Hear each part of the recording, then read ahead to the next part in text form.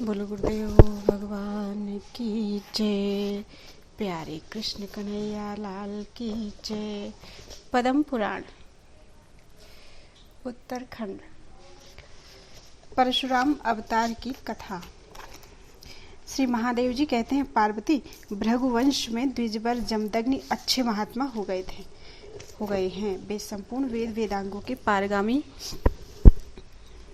विद्वान और महान तपस्वी थे। धर्मात्मा जमदग्नि ने इंद्र को प्रसन्न करने के लिए गंगा के किनारे 1000 वर्ष तक भारी तपस्या की। इससे प्रसन्न होकर देवराज इंद्र ने कहा, विप्रवर, तुम्हारे मन में जैसी इच्छा हो उसके अनुसार वर मांगो। जमदग्नि बोले, देव, मुझे सदा सब कामनाओं को पूर्ण करने वाली सुरभि गौ प्रदान कीजिए। तब देवराज इंद्र ने प्रसन्नता पूर्वक उन्हें सब कामनाओं को पूर्ण करने वाली सुरभि गौ प्रदान की। सुरभि को पाकर महातपस्वी जमदग्नि दूसरे इंद्र की भांति महान ऐश्वर्य से संपन्न होकर रहने लगे। उन्होंने राजा रेणुक की सुंदरी कन्या रेणुका के साथ विधि पूर्वक विवाह किया। तत्पश्चात परम धार्मिक जमदग्नि ने पुत्र की कामना से पुत्रेष्टि नामक यज्ञ किया और उस यज्ञ के द्वारा देवराज इंद्र को संतुष्ट किया। संतुष्ट होने पर सचिपति इंद्र ने जमदग्नि को एक महाबाहु, महातेजस्वी और महाबलवान पुत्र होने का वरदान दिया।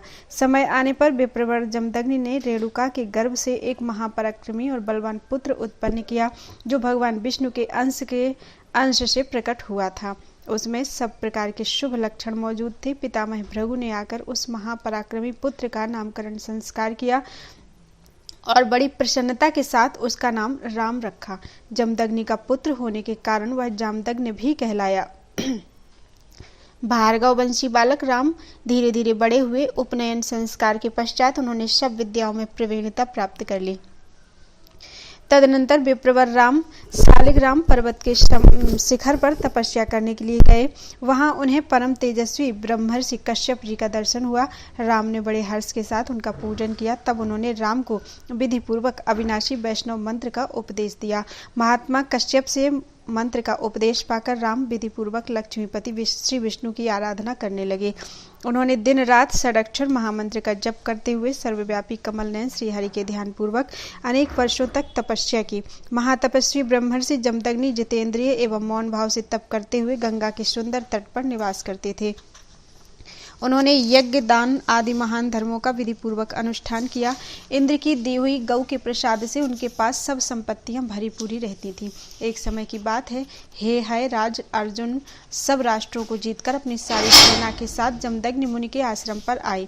राजा ने महाभाग मुनिवर का दर्शन करके उन्हें प्रणाम किया, उनकी कुशल पूछी और उन्हें भांति भांति के वस्त्र तथा आभूषण दान किए। मुनि ने भी अपने घर पर आए हुए राजा का मधुपर्क की विधि से प्रेम पूर्वक सत्कार किया था तथा शक्तिशालिनी सुरभि गौ के प्रभाव से सेना सहित राजा को उत्तम भोजन दिया। राजा को उस गौ की शक्ति देखकर बड़ा कौतूहल हुआ और उन्होंने महर्षि जमदग्नि से उस गौ को मांगा। जमदग्नि मुनि के अस्वीकार करने पर है राज ने उस सबला गौ को बलपूर्वक ले लिया। तब महाभागा सबला ने क्रोध में भरकर अपने सींगों से राजा के सब सैनिकों को मार डाला। तदनंतर स्वयं अंतर्धान होकर क्षण भर में इंद्र के पास जा पहुंची। इधर अपनी सेना का विनाश देखकर राजा अर्जुन क्रोध से पागल हो उठा। उसने मुक्कों से मार मारकर मुनि जमदग्नि का वध कर डाला और लौटकर अपने नगर में प्रवेश किया। उधर राम ने देवेश्वर भगवान विष्णु की आराधना करके उन्हें प्रसन्न किया। भगवान ने अपने परशु वैष्णव महाधनुष और अनेक दिव्यास्त्र प्रदान करके उनसे कहा, मैं तुम्हें अपनी उत्तम शक्ति प्रदान करता हूँ। मेरी शक्ति से आविष्ट होकर तुम पृथ्वी का भार उतारने और देवताओं का हित करने के लिए दुष्ट राजाओं का वध करो।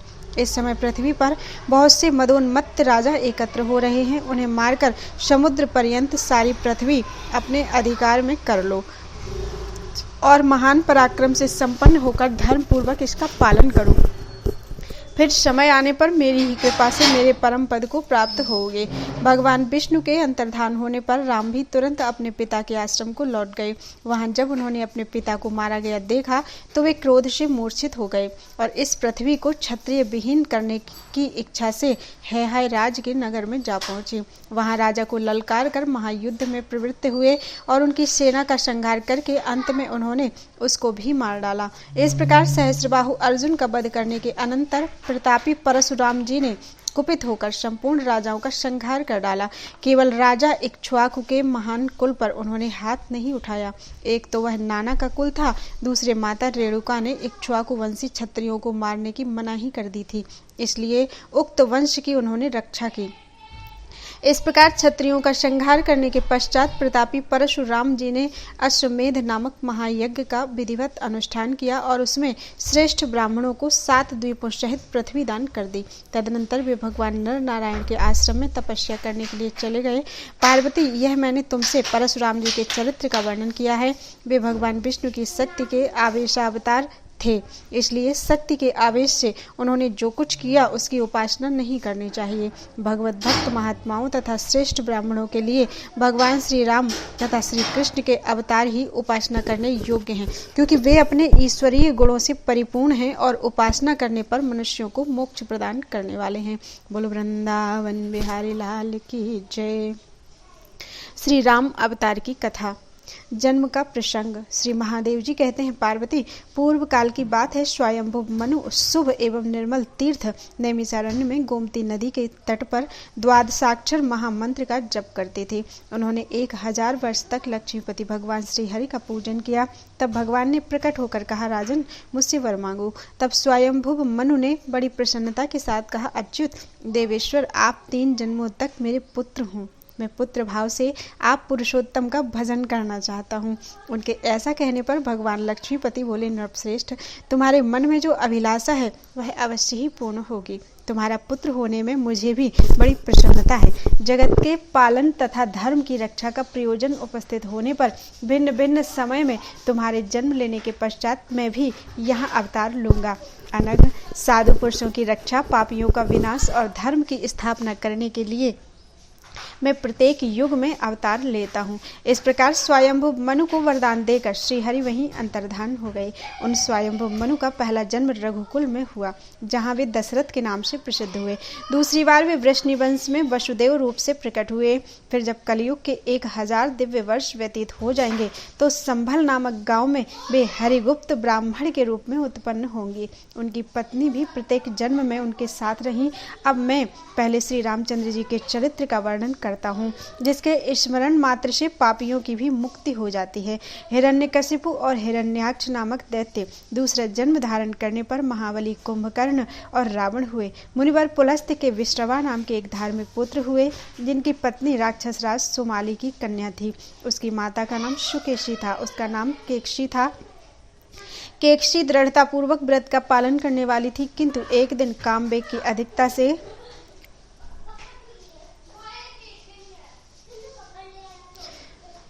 केकसी दृढ़तापूर्वक व्रत का पालन करने वाली थी, किंतु एक दिन कामवेग की अधिकता से संध्या के समय उसने महामुनि विश्रवा के साथ रमण किया। अतः समय के दोष से उसके गर्भ से 2 तमोगुणी पुत्र उत्पन्न हुए, जो बहुत ही बलवान थे। संसार में वे रावण और कुंभकर्ण के नाम से विख्यात हुए। केकसी के गर्भ से एक शूर्पणखा नाम की कन्या भी हुई, जिसका मुख बड़ा ही विकराल था। कुछ काल के पश्चात उसमें विभीषण का जन्म हुआ। उससे विभीषण का जन्म हुआ, जो सुशील, भगवत भक्त, सत्यवादी, धर्मात्मा और परम पवित्र थे। रावण और कुंभकर्ण हिमालय पर्वत पर अत्यंत कठोर तपस्या के द्वारा मेरी आराधना करने लगे। रावण बड़ा दुष्टात्मा था। उसने बड़ा कठोर कर्म करके अपने मस्तक रूपी कमलों से मेरी पूजा की। तब मैंने प्रसन्न चित्त होकर उससे कहा, बेटा, तुम्हारे मन में जो कुछ हो उसके अनुसार वर मांगो। तब वह दुष्टात्मा बोला, देव, मैं संपूर्ण लोकों पर विजय पाना चाहता हूँ, अतः आप मुझे दानव और राक्षसों के द्वारा भी अवध्य कर दीजिए। पार्वती, मैंने उसके कथनानुसार वरदान दे दिया। वरदान पाकर उस महापराक्रमी राक्षस को बड़ा गर्व हो गया। वह देवता, दानव और मनुष्य तीनों लोकों के प्राणियों को पीड़ा देने लगा। उसके सताए हुए ब्रह्मा आदि देवता भय से आतुर होकर भगवान लक्ष्मीपति की शरण में गए। सनातन प्रभु ने देवताओं के कष्ट और उसके दूर होने के उपाय को भली भांति जानकर ब्रह्मा आदि संपूर्ण देवताओं से कहा, देवगण, मैं रघुकुल में राजा दशरथ के यहाँ अवतार धारण करूंगा और दुरात्मा रावण को बंधु बांधवों सहित मार डालूंगा। मानव शरीर धारण करके मैं देवताओं के इस कंटक को उखाड़ फेंकूंगा। ब्रह्मा जी के शाप से तुम लोग भी गंधर्वों और अप्सराओं सहित वानर योनि में उत्पन्न हो मेरी सहायता करो। देवादिदेव श्री विष्णु के ऐसा कहने पर संपूर्ण देवता इस पृथ्वी पर वानर रूप में प्रकट हुए। उधर सूर्यवंश में वैवस्वत मनु के पुत्र राजा इक्ष्वाकु हुए, जो समस्त राजाओं में श्रेष्ठ, महाबलवान और संपूर्ण धर्मज्ञों में श्रेष्ठ थे। उन्हीं के कुल परंपरा में महातेजस्वी तथा बलवान राजा दशरथ हुए, जो महाराज अजय के पुत्र, सत्यवादी, सुशील एवं पवित्र आचार विचार वाले थे। उन्होंने अपने पराक्रम से समस्त भूमंडल का पालन किया और सब राजाओं को अपने अपने राज्य पर स्थापित किया। कौशल नरेश के एक सर्वांग सुंदरी कन्या थी, जिसका नाम कौशल्या था। राजा दशरथ ने उसी के साथ विवाह किया। तदनंतर मगध राजकुमारी सुमित्रा उनकी द्वितीय पत्नी हुई। कैकेयी नरेश की कन्या कैकेयी, जिसके नेत्र कमल दल के समान विशाल थे, महाराज दशरथ की तीसरी भार्या हुई। इन तीनों धर्म पत्नियों के साथ धर्मपरायण होकर राजा दशरथ पृथ्वी का पालन करने लगे। अयोध्या नाम की नगरी, जो सरयू के तीर पर बसी हुई है, महाराज की राजधानी थी। वह सब प्रकार की रत्नों से भरी पूरी और धन धान्य से संपन्न थी। वह सोने की चार दीवारी से घिरी हुई और ऊंचे ऊंचे गोपुरों से, नागद्वारों से सुशोभित थी। धर्मात्मा राजा दशरथ अनेक मुनिवरों और अपने पुरोहित महात्मा वशिष्ठ जी के साथ उस पुरी में निवास करते थे। उन्होंने वहां अकंटक राज्य किया। वहां भगवान पुरुषोत्तम अवतार धारण करने वाले थे, अतएव वह पवित्र नगरी अयोध्या कहलाई।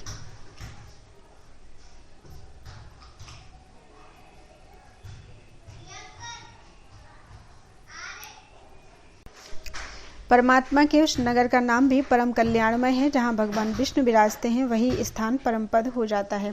वहाँ सब कर्मों का बंधन काटने वाला मोक्ष सुलभ होता है। राजा दशरथ ने समस्त भूमंडल का पालन करते हुए पुत्र कामना से वैष्णव याग के द्वारा श्री हरि का यजन किया। सबको वर देने वाले सर्वव्यापक लक्ष्मीपति भगवान विष्णु उक्त यज्ञ द्वारा राजा दशरथ से पूजित होने पर वहाँ अग्निकुंड में प्रकट हुए। जाम्बू नद के समान उनकी श्याम कांति थी। वे हाथों में शंख, चक्र और गदा लिए हुए थे। उनके शरीर पर श्वेत वस्त्र शोभा पा रहा था। वाम अंक में भगवती लक्ष्मी जी के साथ वहां प्रत्यक्ष प्रकट हुए भक्त वत्सल परमेश्वर राजा दशरथ से बोले, राजन, मैं वर देने के लिए आया हूँ। संपूर्ण लोकों के स्वामी भगवान विष्णु का दर्शन पाकर राजा दशरथ आनंद मग्न हो गए। उन्होंने पत्नी के साथ प्रसन्न चित्त से भगवान के चरणों में प्रणाम किया और हर्ष गदगद वाणी में कहा, भगवान, आप मेरे पुत्र भाव को प्राप्त हो। तब भगवान ने प्रसन्न होकर राजा से कहा, नृपश्रेष्ठ, मैं देवलोक का हित, साधु पुरुषों की रक्षा, राक्षसों का वध, लोगों की मुक्ति प्रदान और धर्मों की स्थापना करने के लिए तुम्हारे यहाँ अवतार लूंगा। ऐसे कहकर श्रीहरि ने सोने के पात्र में रखा हुआ दिव्य खीर, जो लक्ष्मी जी के हाथ में मौजूद था, राजा को दिया और स्वयं वहां से अंतर्धान हो गए। राजा दशरथ ने वहां बड़ी रानी कौशल्या और छोटी रानी कैकेयी को उपस्थित देखकर इन्हीं दोनों में उस दिव्य खीर को बांट दिया।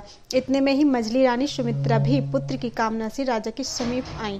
उन्हें देख कौशल्या और कैकेयी ने तुरंत ही अपने अपने खीर में से आधा आधा निकालकर उनको दे दिया। उस दिव्य खीर को खाकर तीनों ही रानियां गर्भवती हुईं। उस समय उनकी बड़ी शोभा हो रही थी। उन्हें कई बार सपने में शंख, चक्र और गदा लिए तथा पीताम्बर पहने देवेश्वर भगवान विष्णु दर्शन दिया करते थे। तदनंतर समयानुसार जब चैत का मनोरम मधुमास आया, तो शुक्ल पक्ष की नवमी तिथि को पुनर्वसु नक्षत्र में दोपहर के समय रानी कौशल्या ने पुत्र को जन्म दिया। उस समय उत्तम लग्न था और सभी ग्रह शुभ लग्नों में स्थित थे। कौशल्या के पुत्र रूप में संपूर्ण लोकों के स्वामी साक्षात श्री हरि ही अवतीर्ण हुए थे, जो योगियों के ध्येय, सनातन प्रभु, संपूर्ण उपनिषदों के प्रतिपाद्य तत्व, अनंत संसार की सृष्टि, रक्षा और प्रलय के हेतु, शोक रोग से रहित, सब प्राणियों को शरण देने वाले और सर्वभूत स्वरूप परमेश्वर हैं। जगदीश्वर का अवतार होते ही आकाश में दुंदुभियां बजने लगीं। श्रेष्ठ देवताओं ने फूल बरसाए। प्रजापति आदि देवगण विमान पर बैठकर मुनियों के साथ हर्ष गदगद होकर स्तुति करने लगे। बोलो वृंदावन बिहारी लाल की जय। श्री राम का जात कर्म, नामकरण, भरत आदि का जन्म, सीता की उत्पत्ति, विश्वामित्र की यज्ञ रक्षा तथा राम आदि का विवाह। तत्पश्चात राजा दशरथ ने बड़ी प्रसन्नता के साथ पुरोहित वशिष्ठ जी के द्वारा बालक का जात कर्म संस्कार कराया। भगवान वशिष्ठ ने उस समय बालक का बड़ा सुंदर नाम रखा।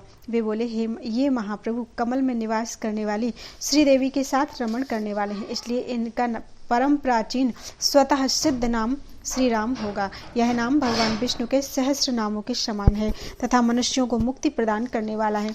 चैत मास में श्री विष्णु का मास है। चैत मास श्री विष्णु का मास है। इसमें प्रकट होने के कारण यह विष्णु भी कहलाएंगे।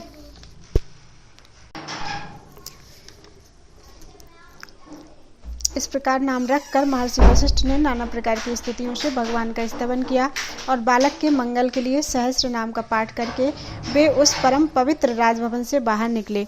राजा दशरथ श्रेष्ठ ब्राह्मणों को प्रसन्नता पूर्वक बहुत धन दिया। राजा दशरथ ने बहुत धन दिया तथा धन पूर्वक 10,000 गौएं दान की। इतना ही नहीं, उन रघुकुल श्रेष्ठ राजा ने श्री विष्णु की प्रसन्नता के लिए 1,00,000 गांव दान किए और दिव्य वस्त्र, दिव्य आभूषण तथा असंख्य धन देकर ब्राह्मणों को तृप्त किया। महारानी कौशल्या ने जब अपने पुत्र श्री राम की ओर दृष्टिपात किया तो उनके श्री चरणों और कर कमलों में शंख, चक्र, गदा, पद्म, ध्वजा और वज्र आदि चिन्ह दिखाई दिए। वक्षस्थल में श्रीवत्स का चिन्ह, कौस्तुभ मणि और बनमाला सुशोभित थी। उनके श्रीअंग में देवता, असुर और मनुष्य सहित संपूर्ण जगत दृष्टिगोचर हुआ। मुस्कुराते हुए मुख के भीतर 14 भुवन दिखाई देते थे। उनके निश्वास में इतिहास सहित संपूर्ण वेद, जांघों में द्वीप, समुद्र और पर्वत, नाभि में ब्रह्मा तथा महादेव जी, कानों में संपूर्ण दिशाएं, नेत्रों में अग्नि तथा सूर्य तथा नासिका में महान वेगशाली वायुदेव विराजमान थे।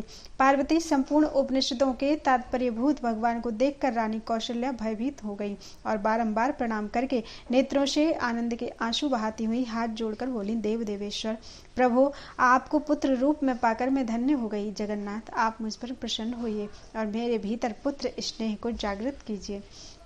माता के ऐसा कहने पर सर्वव्यापक श्रीहरि माया से मानव भाव तथा शिशु भाव को प्राप्त होकर रुदन करने लगे। फिर तो देवी कौशल्या ने आनंद मग्न होकर उत्तम लक्षणों वाले अपने पुत्र को छाती से लगा लिया और उसके मुख में स्तन डाल दिया। संसार का भरण पोषण करने वाले सनातन देवता महाप्रभु श्रीहरि बालक रूप से माता की गोद में लेटकर उनका स्तनपान करने लगे। वह दिन बड़ा ही सुंदर, रमणीय और मनुष्यों की समस्त कामनाओं को पूर्ण करने वाला था। नगर और प्रांत के सब मनुष्यों ने बड़ी प्रसन्नता के साथ उस दिन भगवान का जन्मोत्सव मनाया। तदनंतर कैकेयी के गर्भ से भरत का जन्म हुआ। वे पांचजन्य शंख के अंश से प्रकट हुए थे। इसके बाद महाभागा सुमित्रा ने उत्तम लक्षणों वाले लक्ष्मण को तथा देव शत्रुओं को संताप देने वाले शत्रुघ्न को जन्म दिया। शत्रु पक्ष के वीरों का संहार करने वाले श्री लक्ष्मण भगवान अनंत के अंश से और अमित पराक्रमी शत्रुघ्न सुदर्शन के अंश से प्रकट हुए थे।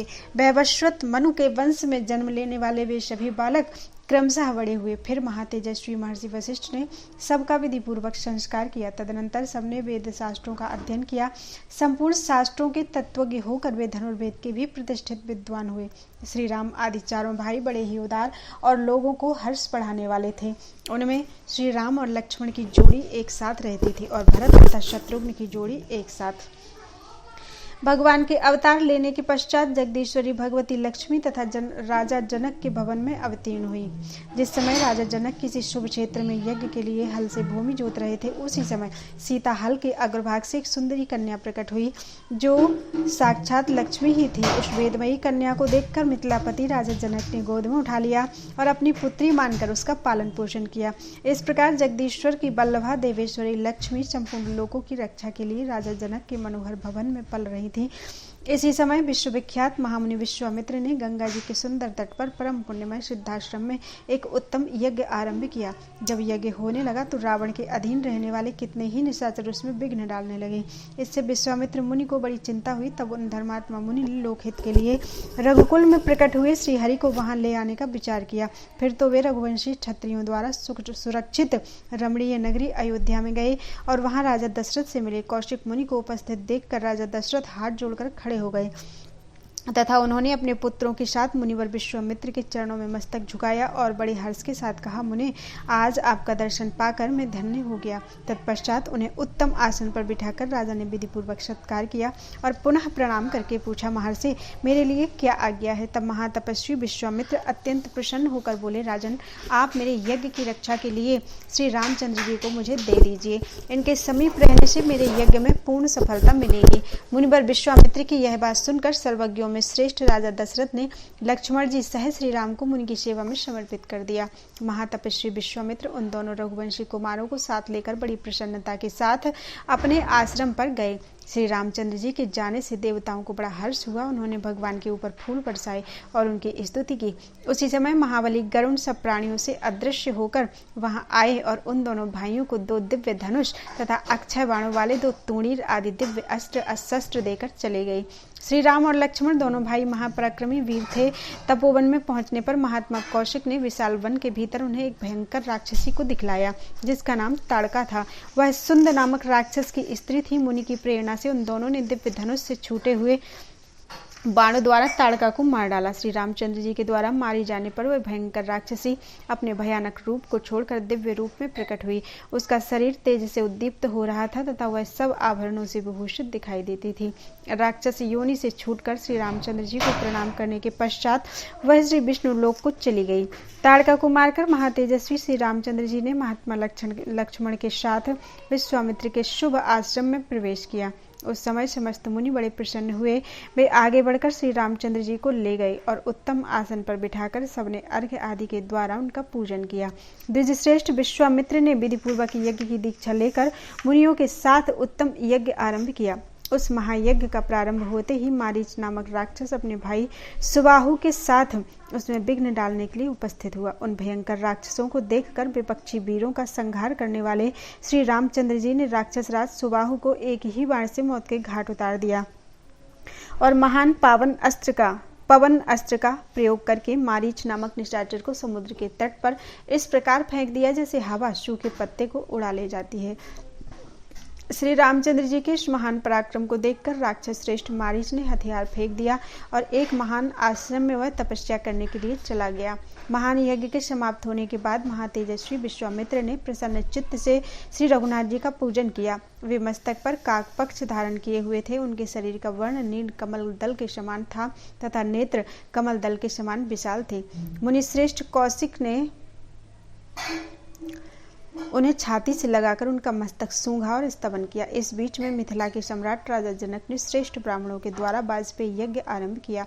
विश्वामित्र आदि सब महर्षि उस यज्ञ को देखने के लिए गए। उनके साथ रघुकुल श्रेष्ठ श्री राम और लक्ष्मण भी थे। मार्ग में महात्मा श्री रामचंद्र जी के चरण कमलों का स्पर्श हो जाने से बहुत बड़ी शिला के रूप में पड़ी हुई गौतम पत्नी अहिल्या शुद्ध हो गई। पूर्व काल में वह अपने स्वामी गौतम के शाप से पत्थर हो गई थी,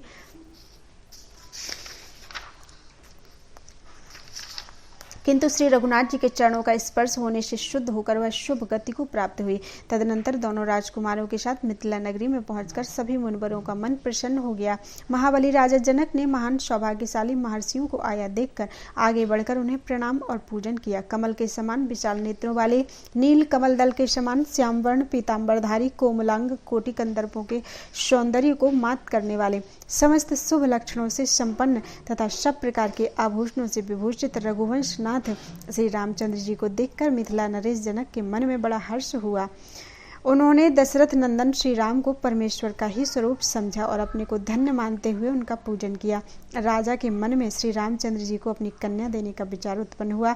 ये दोनों कुमार रघुकुल में उत्पन्न हुए हैं। इस प्रकार दोनों भाइयों का परिचय पाकर राजा ने उत्तम वस्त्र और आभूषणों के द्वारा धर्म पूर्वक उनका सत्कार किया और मधुपर्क आदि की विधि से संपूर्ण महर्षियों का भी पूजन किया। तत्पश्चात यज्ञ समाप्त होने पर कमल नयन श्री राम ने शंकर जी के दिव्य धनुष को भंग करके जनक किशोरी सीता को जीत लिया। उस पराक्रम रूपी महान शुल्क से अत्यंत संतुष्ट होकर मिथिला नरेश ने सीता को श्री रामचंद्र जी की सेवा में देने का निश्चय कर लिया। तत्पश्चात राजा जनक ने महाराज दशरथ के पास दूत भेजा। धर्मात्मा राजा दशरथ अपने दोनों पुत्र भरत और शत्रुघ्न को साथ लेकर वशिष्ठ, कपामदेव और महर्षियों और सेना के साथ मिथिला में आए और जनक के सुंदर भवन में उन्होंने जनवासा किया। फिर शुभ समय में मिथिला नरेश ने श्री राम का सीता के साथ और लक्ष्मण का उर्मिला के साथ विवाह कर दिया। उनके भाई कुशध्वज के 2 सुंदरी कन्याएं थीं जो मांडवी और श्रुतकीर्ति के नाम से प्रसिद्ध थीं। वे दोनों सभी शुभ लक्षणों से संपन्न थीं। उनमें से मांडवी के साथ भरत और श्रुतकीर्ति के साथ शत्रुघ्न का विवाह किया। इस प्रकार वैवाहिक उत्सव समाप्त होने पर महाबली राजा दशरथ मिथिला नरेश से पूजित होकर दहेज का सामान लेकर पुत्रों, पुत्रवधुओं, सेवकों, अश्वगज आदि सैनिकों तथा नगर और प्रांत के लोगों के साथ अयोध्या को प्रस्थित हुए। मार्ग में महापराक्रमी तथा परम प्रतापी परशुराम जी मिले, जो हाथ में परसा लेकर क्रोध में भरे हुए सिंह की भांति खड़े थे। वे क्षत्रियों के लिए काल रूप थे और श्री रामचंद्र जी के पास युद्ध की इच्छा से आ रहे थे। रघुनाथ जी को सामने पाकर परशुराम जी ने इस प्रकार कहा, महाबाहु श्री राम, मेरी बात सुनो। मैं युद्ध में बहुत से महापराक्रमी राजाओं का वध करके ब्राह्मणों को भूमिदान देकर तपस्या करने के लिए चला गया था, किंतु तुम्हारे वीर और बल की ख्याति सुनकर यहाँ तुमसे युद्ध करने के लिए आया हूँ। यद्यपि इक्ष्वाकु वंश के वे क्षत्रिय जो मेरे नाना के कुल में उत्पन्न हुए हैं मेरे वध्य नहीं है, तथापि किसी भी क्षत्रिय का बल और पराक्रम सुनकर मेरे लिए उसका सहन करना असंभव है। इसलिए उदार रघुवंशी वीर तुम मुझे युद्ध का अवसर दो। सुना है तुमने शंकर जी के दुर्धर्ष धनुष को तोड़ डाला है। यह वैष्णव धनुष भी उसी के समान शत्रुओं का संहार करने वाला है। तुम अपने पराक्रम से इसकी प्रत्यंचा चढ़ा दो तो मैं तुमसे हार मान लूंगा, अथवा यदि मुझे देखकर तुम्हारे मन में भय समा गया है तो मुझ बलवान के आगे अपने हथियार नीचे डाल दो और मेरी शरण में आ जाओ। परशुराम जी के ऐसा कहने पर परम प्रतापी श्री रामचंद्र जी ने वह धनुष ले लिया, साथ ही उनसे अपनी वैष्णवी शक्ति को भी खींच लिया। शक्ति से वियोग होते ही पराक्रमी परशुराम कर्म भ्रष्ट ब्राह्मण की भांति वीर और तेज से हीन हो गए। उन्हें तेजोहीन देखकर समस्त क्षत्रिय साधु साधु कहते हुए बारंबार श्री रामचंद्र जी की सराहना करने लगे। रघुनाथ जी ने उस महान धनुष को हाथ में लेकर अनायास ही उसकी प्रत्यंचा चढ़ा दी और बाण का संधान करके विस्मय में पड़े हुए परशुराम जी से पूछा, ब्राह्मण, इस श्रेष्ठ बाण से आपका कौन सा कार्य करूं? आपके दोनों लोकों का नाश कर दूं या आपके पुण्यों द्वारा उपार्जित स्वर्गलोक का ही अंत कर डालूं? उस भयंकर बाण को देखकर परशुराम जी को यह मालूम हो गया कि ये साक्षात परमात्मा है। ऐसा जानकर उन्हें बड़ा हर्ष हुआ और उन्होंने लोक रक्षक श्री रघुनाथ जी को नमस्कार करके अपने 100 यज्ञों द्वारा उपार्जित स्वर्गलोक को और अपने अस्त्र शस्त्र उनकी सेवा में समर्पित कर दिए। तब महातेजस्वी रघुनाथ जी ने महामुनि परशुराम को प्रणाम किया तथा पाद्य, अर्घ्य और आचमनीय आदि के द्वारा उनकी विधि पूर्वक पूजा की। श्री रामचंद्र जी के द्वारा पूजित होकर महान तपस्वी परशुराम जी भगवान नर नारायण के रमणीय आश्रम में तपस्या करने के लिए चले गए। तत्पश्चात महाराज दशरथ ने पुत्रों और बहुओं के साथ उत्तम मुहूर्त में अपनी पूरी अयोध्या के भीतर प्रवेश किया। श्री राम, लक्ष्मण, भरत तथा शत्रुघ्न चारों भाई अपनी अपनी पत्नी के साथ प्रसन्न चित्त होकर रहने लगे। धर्मात्मा रघुनाथ जी ने सीता जी के साथ 12 वर्षों तक विहार किया। बोलो वृंदावन बिहारी लाल की जय।